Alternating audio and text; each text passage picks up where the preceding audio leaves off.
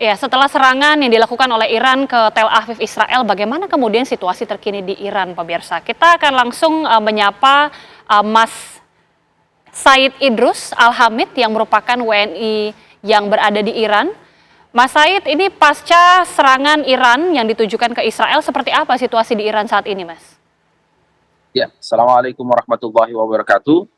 Seperti yang kita ketahui bersama, Iran telah melakukan serangan balasan dengan meluncurkan rudal-rudal hipersoniknya kemarin malam jam 8.30 waktu Iran. Dari ketika Iran melakukan serangan balasan tersebut, masyarakat juga baru mengetahui serangan tersebut ketika rudal-rudal itu telah diluncurkan. Masyarakat pada saat itu langsung tumpah ruah ke jalanan, melakukan konvoi-konvoi dan bersukaria serta istilahnya mentalbiyahkan takbir, serta berdoa berjamaah dan membagikan kue serta teh di jalan-jalan. Keesokan harinya, saya sebagai warga Indonesia yang berada di kota Iran, kita berpikir bahwa kemungkinan besar sekolah-sekolah akan libur. Tapi nyatanya setelah jam 6, saya tunggu sampai jam 6 pagi, tidak ada himbauan apapun dari sekolah maupun dari pemerintah lewat televisi-televisi. Sehingga saya pun masih mengantarkan anak-anak saya ke sekolah dan juga menjemput. Keadaan luar biasa normal, bahkan saya katakan sangat normal ya untuk sekelas satu negara yang baru melakukan serangan ke markas besar Zionis Israel yang tentunya didukung oleh Amerika Serikat.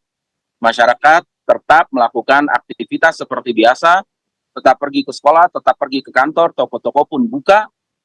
Aktivitas terjadi begitu saja tanpa adanya kekhawatiran sama sekali. Pemerintah pun tidak memberikan imbauan atau tidak memberikan siaga 1, 2, atau 3 di televisi atau di media-media setempat. Saat ini bahkan tidak ada mungkin persiapan ataupun pengamanan khusus yang dilakukan, mengingat ada kemungkinan siapa tahu ada serangan balik langsung dari Israel. Ataukah sudah ada informasi terkait hal itu? Terkait tentang serangan balasan, tentu itu kita hanya menerka-menerka ya, apakah serangan itu akan dilancarkan oleh Israel atau Amerika ke Iran ataukah tidak. Tapi sejauh ini tidak ada imbauan apapun dari pemerintah Iran, bahkan tidak ada keamanan khusus dan juga tidak ada penjagaan khusus ya. Seperti apa yang saya lihat di jalanan ini sama sekali nggak ada polisi-polisi, juga nggak ada tentara-tentara yang lalu lalang. Keadaan normal aja, bahkan masyarakat Iran pun merasakan hal ini adalah hal yang biasa. Dan mereka juga sudah istilahnya apa ya, mau dikatakan siap, ya mereka memang siap karena mereka mengetahui secara gamblang bahwa pertikaian antara Iran, vs Israel dan juga Amerika satu saat cepat atau lambat pasti akan terjadi. Dan terjadinya hari ini, sehingga apapun yang akan terjadi setelah itu, adanya serangan balasan atau tidak, masyarakat tentunya pemerintah Iran akan siap menghadapinya. Oke, bagaimana kemudian dengan pemberitaan di media Iran sejauh ini, Mas? Apalagi pasca serangan yang terjadi? Ya, media memberitakan tentang hal-hal yang terjadi, yang semalam terjadi, seperti jumlah rudal yang dilancarkan. Media melaporkan ada sekitar 250 rudal yang dilancarkan oleh Iran. Rudal tersebut adalah rudal hipersonik yang bernama Fatah, dan juga ada 2 atau 3 rudal yang digunakan oleh Iran. Yang pertama rudal Fatah hipersonik, yang kedua rudal Khaibar Shekan. Khaibar itu adalah salah satu nama benteng umat Yahudi yang pernah ditumbangkan oleh Sayyidina Ali. Shekan itu artinya penghancuran. Berarti rudal Khaibar Shekan adalah rudal yang menghancurkan benteng Khaibar. Itu yang dikabarkan. Dan juga untuk saat ini kerusakan atau istilahnya jumlah korban itu belum disiarkan oleh media maupun media Israel ataupun media Iran. Tapi apapun itu memang buat Iran tidak adanya korban itu malah mungkin jauh lebih baik, karena tujuan Iran bukan untuk membunuh rakyat sipil, tapi tujuan Iran adalah menghancurkan infrastruktur dan juga markas militer serta markas intelijensi Israel yang digunakan untuk penteroran, yang digunakan untuk melakukan genosida di Gaza, tepi barat, Lebanon, dan juga melakukan intelijensi untuk menteror seperti Ismail Haniyah di Teheran. Baik, terima kasih Mas Said Idrus yang sudah menginformasikan bagaimana situasi terkini di Iran. Terima kasih Mas, jaga selalu keselamatan. Selamat malam. Ya. Baik, saya akan langsung ke Mas Faisal Assegaf. Jika tadi kita sudah melihat ya bagaimana laporan dari Mas Said Idrus, sejauh ini di Iran tidak ada persiapan apa-apa, masih normal-normal saja, aktivitasnya tidak ada penjagaan yang ketat. Tapi mengingat serangan ini sudah dilakukan ke Israel dan kita melihat pasti akan ada eskalasi yang terjadi. Bagaimana melihatnya?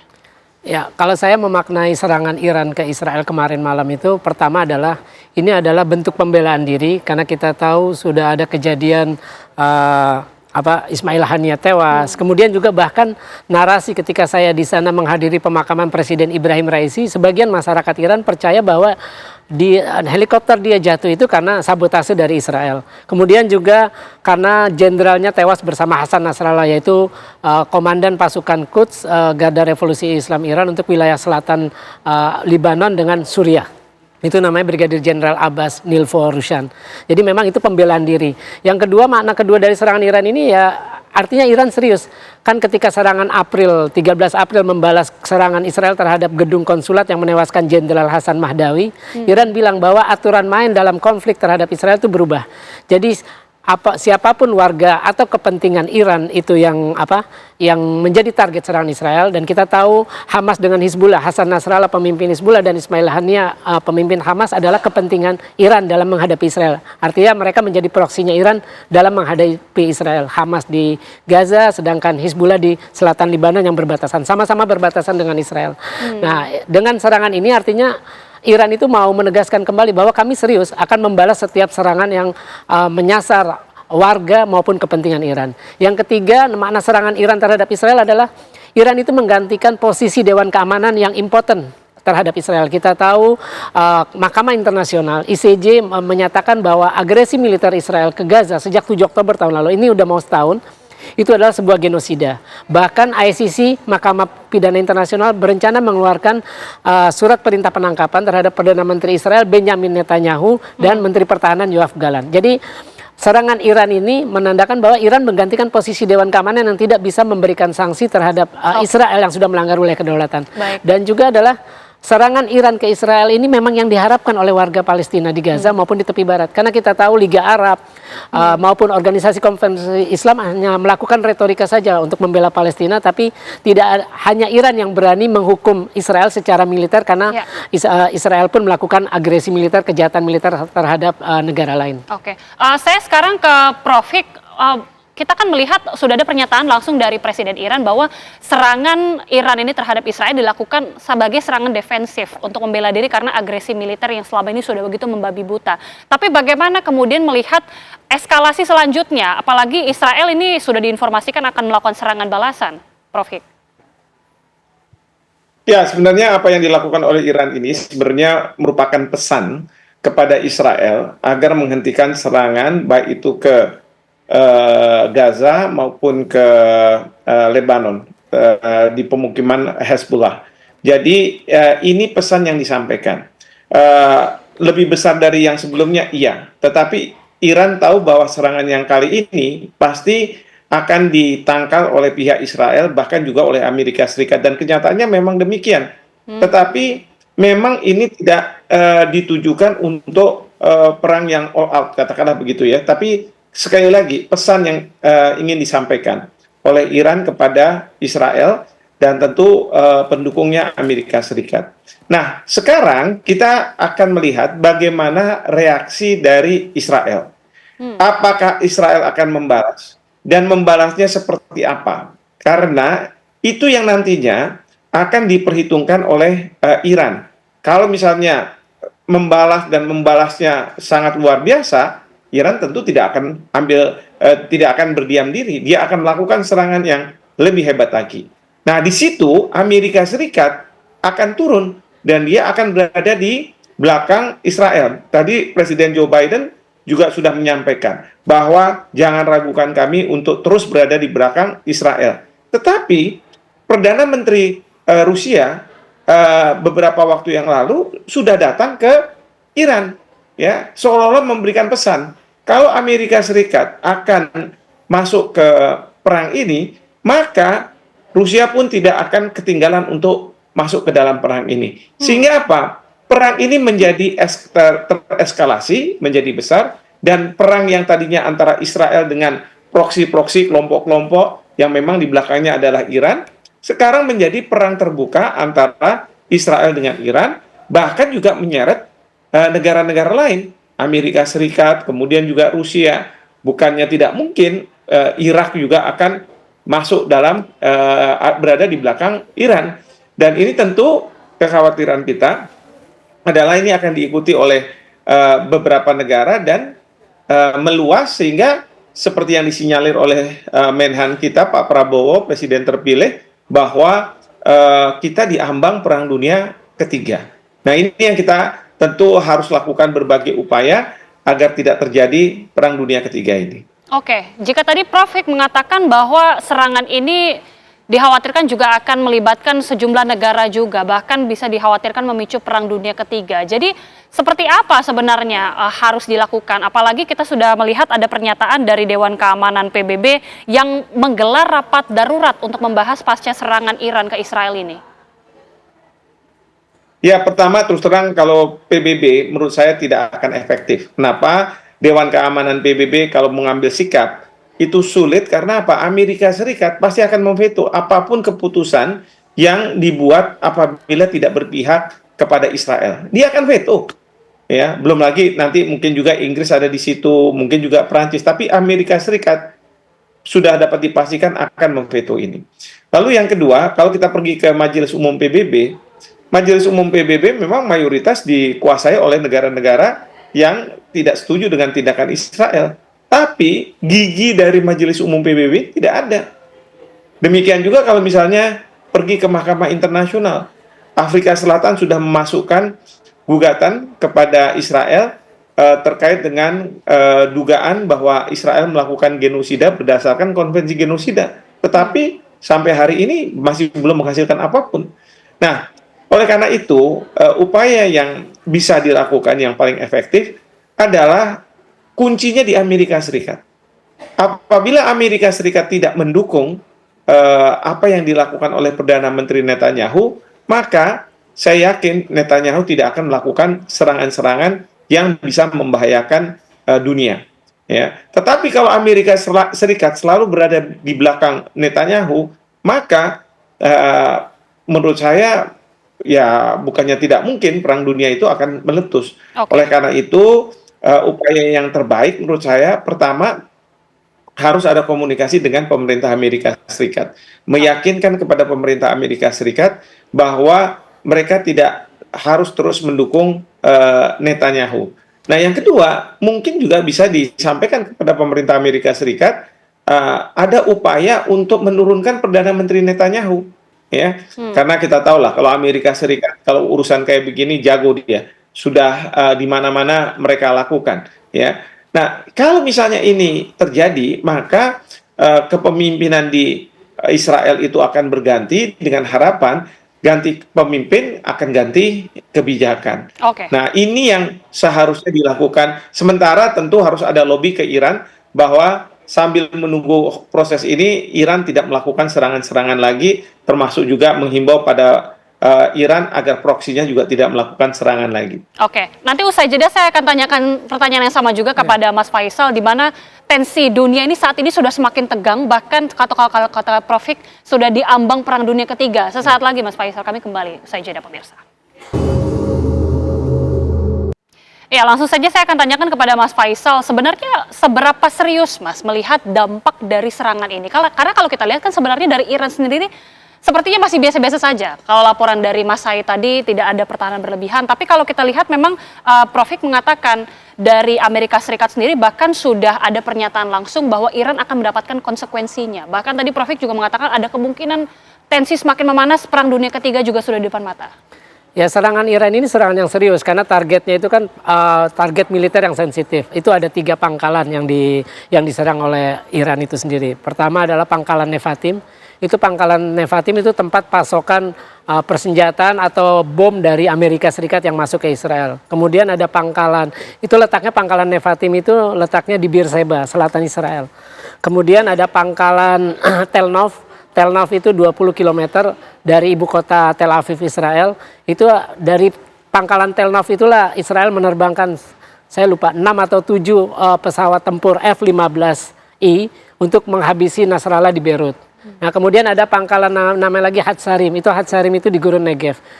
Selain itu juga serangan Iran itu menyasar Mossad, markas Mossad itu di Tel Aviv, di Glilot, tapi tidak sampai kena. Jadi memang serangan ini serangan yang serius. Dan Netanyahu sudah menyatakan bahwa dia akan menyerang balik.